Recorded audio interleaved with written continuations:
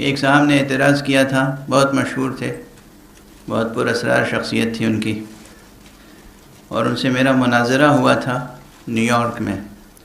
تو انہوں نے پنجتن پاک کے تصور کو ایک سماجی تصور قرار دیا تھا کہ مسلمانوں کے ایک گروہ نے پنجتن پاک کا تصور بنا رکھا ہے، اور جو فہرست ہے وہ بھی درست نہیں ہے، اور نئی فہرست بنا کر انہوں نے انٹروڈیوس کی۔ اس کے بعد میں نے ان سے گزارش کی وہیں مجمع عام میں نے کہا کہ جب تک قرآن مجید میں 2 آیتیں موجود ہیں، آپ پنجتن پاک کے تصور کو غیر قرآنی تصور نہیں کہہ سکتے، اور نہ صرف یہ کہ غیر قرآنی تصور نہیں کہہ سکتے بلکہ جو پنجتن پاک کی فہرست ہے اسے تبدیل بھی نہیں کر سکتے۔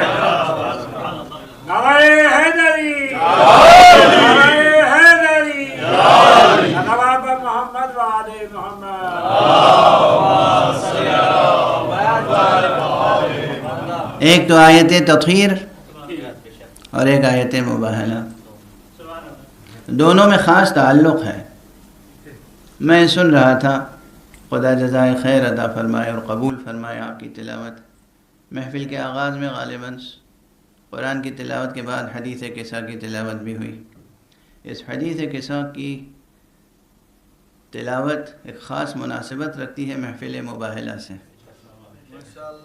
اس لیے کہ آیت تطہیر 3 مرتبہ نازل ہوئی ہے، کم از کم 3 مرتبہ نازل ہوئی ہے آسمان سے آیت تطہیر، جس میں سے ایک موقع مباہلے کا موقع ہے۔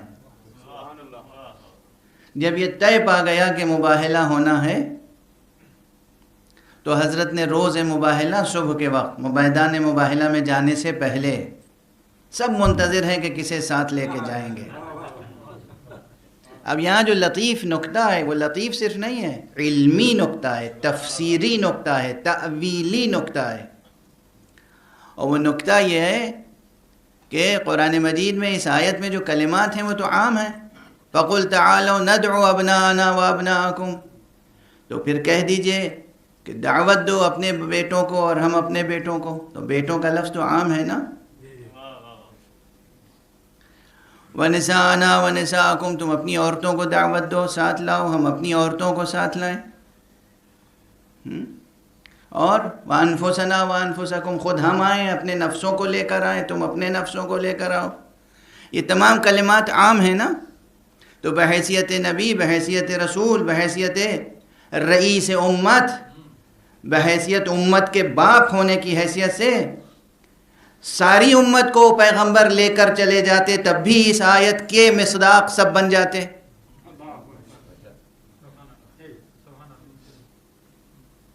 غور فرما رہے ہیں آپ؟ سب کو ساتھ لے جاتے تو کوئی اعتراض کا محل نہیں تھا الفاظ کے اعتبار سے، کیونکہ سب کی گنجائش ہے۔ جہاں سب کی گنجائش ہو پھر بھی رسول سب کو نہ لے جائیں اور چند انتہائی مخصوص افراد ہی کو بلا کر ساتھ میں لے جائیں، یہ گویا نبوت کی طرف سے اعلان ہے کہ اگرچہ پیغام عام ہے، سب اس میں شامل ہو سکتے تو ہیں مگر ہونے کے لائق نہیں ہیں۔ اگر کوئی اور بھی اس میں شامل ہونے کے لائق ہوتا تو میں عادل ہوں، میں رحیم ہوں، میں رؤوف ہوں، میرے دل میں وسعت ہے، میں ضرور لے کر جاتا، مگر تم میں سے کوئی یقین اور صداقت کی اس منزل پر فائز ہی نہیں ہے جو ساتھ میں جا سکے، اور اس لیے صرف چند افراد کو لیا۔ چند افراد کیا، خود ہیں، اور حسنین علیہ السلام ہیں، امام حسن ہے، امام حسین ہے، امیر المومنین السلام ہے، حضرت فاطمہ زہرا سلام اللہ علیہ، انہیں بلایا اور ایک چادر کا سایہ کیا، اور یہ روایت صحیح مسلم میں ہے۔ بعض علماء اہل سنت صحیح مسلم کو صحیح بخاری پر بعض جہات سے ترجیح دیتے ہیں۔ صحیح مسلم کی روایت ہے جس میں سعد ابن ابی وقاص کی روایت ہے، کہتے ہیں پیغمبر نے ہاتھوں کو آسمان کی طرف بلند کیا اور کہا اللہم ہؤلاء اہلی، پروردگار یہی میرے اپنے ہیں، یہی میرے اہل بیت ہیں۔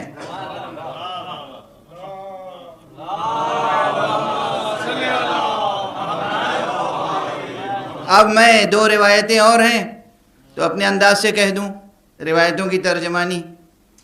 بھائی خواتین میں کوئی خاتون ایسی بھی تھی جنہیں میدان میں جانے کا زیادہ شوق رہا کرتا تھا،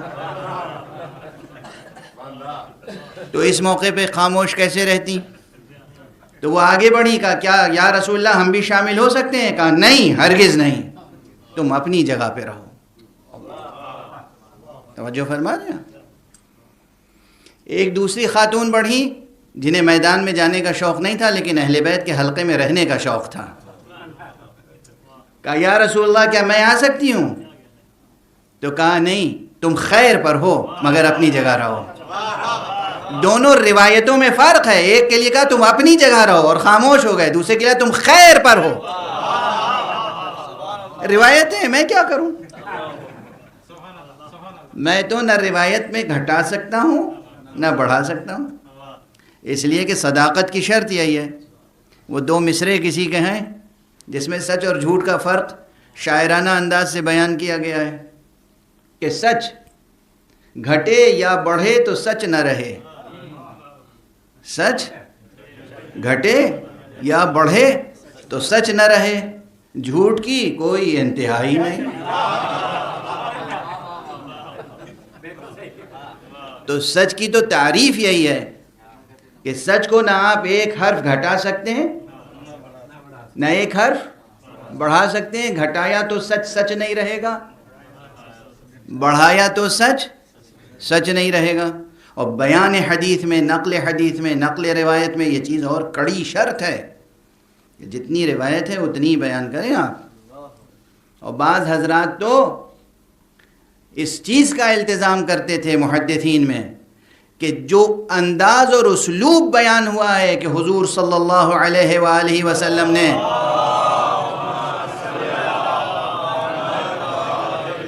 یا معصوم نے کوئی بات کس انداز سے کہی تو محدث نقل کرتے وقت وہی انداز بھی خود اختیار کرتا تھا. اور شاید اسی لیے ہمارے خطبہ جب غدیر کا بیان کرتے تھے تو کھڑے ہو جاتے تھے ایک ہاتھ اٹھا کر کہ اس طرح فرمایا تھا من کنتو مولا فہذا علی مولا. اور فرمایا تو یہ ہے ادائے حدیث اور ادائے امانت کے شرائط یہ ہیں. بہرحال تو میں روایت عرض کر رہا ہوں اور اب سمیٹ کر گفتگو عرض کروں کہ پھر آپ نے جب دعا فرمائی تو فوراً جبرائیل تشریف لائے. جب آپ نے کہا اللہم ہؤلاء اہلی یا ہؤلاء اہل بیتی تو جبرائیل تشریف لائے اور انہوں نے پھر آیت تطہیر کی تلاوت کی. تو آیت تطہیر کا خاص تعلق واقعہ مباہلہ سے بھی ہے. گویا آیت تطہیر نے آ کر انتخاب پیغمبر پر مہر تصدیق لگا دی کہ پیغمبر آپ کا انتخاب یا آپ کا انتخاب نہیں ہے، حق کا انتخاب ہے. اور جب اللہ نے گواہی دے دی کہ یہی طیب ہیں، طاہر ہیں، یعنی یہی یقین پر ہیں، شرک ان سے دور ہے، شک ان سے دور ہے، نجاست ان سے دور ہے، رجس ان سے دور ہے، کذب ان سے دور ہے، تو پھر یہی وہ ہیں جو مباہلے میں جا سکتے ہیں یقین اور صداقت کے ساتھ. یہ ہے اہل یقین، یہ ہے اہل صداقت. بس اب اس سے زیادہ بیان کا موقع نہیں ہے. اذان کا وقت قریب سے قریب تر ہو گیا ہے، اس لیے میں پھر عرض کروں کہ یہ سب ماشاءاللہ شعراء نے خوب اچھے اچھے شعر پڑھے. اور بحمدللہ ہمارے جناب پیام اعظمی صاحب نے تو بہت اچھی منقبت سنائی.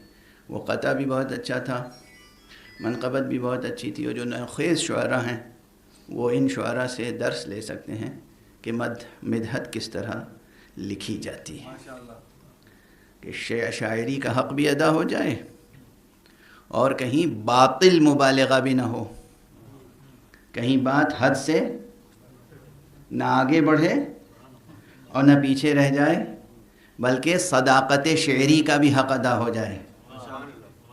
صداقت شعری کا بھی ایک تصور ہے، ایک ہے صداقت منطقی، ایک ہے صداقت حکمی فلسفیانہ صداقت، ایک ہے صداقت شرعی، ایک ہے صداقت عرفی، ایک ہے صداقت شعری. یہ صداقت کے رتبے ہیں، سچائی کے رتبے ہیں الگ الگ. ان تمام سچائیوں کو ذہن میں رکھیں. اور بس اب آخری فقرہ کہہ رہا ہوں، پروردگار ہمیں اور آپ کو سب کو ایمان اور یقین اور صداقت کے اس منزل پہ پہنچا دے کہ ہم اہل بیت اطہار کے سچے ماننے والے اور شیعہ کہلا سکیں، اور ہم صداقت کے اس رتبے پہ پہنچ جائیں کہ جب ہم جھوٹوں پر لعن کریں تو وہ قبول ہو جائیں۔ جو حضرات لعن کے خلاف بہت سی باتیں کرتے ہیں تو میں ان سے دو باتیں کہتا ہوں۔ یہ ضرور ہے کہ ہر سخن موقع و ہر نقطہ مقام دارد، ہر بات ہر جگہ نہیں کہی جاتی، ہر سچ ہر جگہ نہیں کہا جاتا، لیکن جہاں تک لعن کا تعلق ہے، اس آیت مباہلہ کی روشنی میں تو با جماعت لعن کرنے کا حکم ہے، با جماعت لعن کرنے کا حکم ہے جھوٹوں پر۔ فَنَجْعَلْ لَعْنَةَ اللَّهِ عَلَى الْكَاذِبِينَ، تو ہم سب کے سب قرار دیں لعن الہی جھوٹوں پر۔ اور اسی دعا کے ساتھ ختم کر رہا ہوں، پروردگار ہمیں اس دنیا میں بھی اور روز حشر بھی سچوں کے ساتھ شمار فرمائے، ہمیں اصحاب کے سال عبا خمسہ نجبا معصومین طاہرین طیبین ہدات مہدیین کے زمرے میں شمار فرمانا، ان کے چاہنے والوں میں قرار دینا۔ پروردگار ہمیں یہ توفیق عطا فرما کہ ہم واقعاً سچے دل سے ہمیشہ مؤثر انداز سے جشن مباہلہ منعقد کر سکیں، تیرے انبیاء اور ائمہ اور تیری حجتوں کا، تیرے اولیاء کا تذکرہ کر سکیں، اس تذکرے کو زندہ رکھ سکیں، اس تذکرے کو زندہ رکھنے کی راہ میں مر مٹیں۔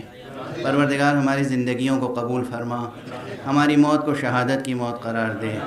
پروردگار ولی آخر کو اذن ظہور عطا فرما، اور ان کے ہاتھوں سے اپنی رحمت و رافت و عدالت کا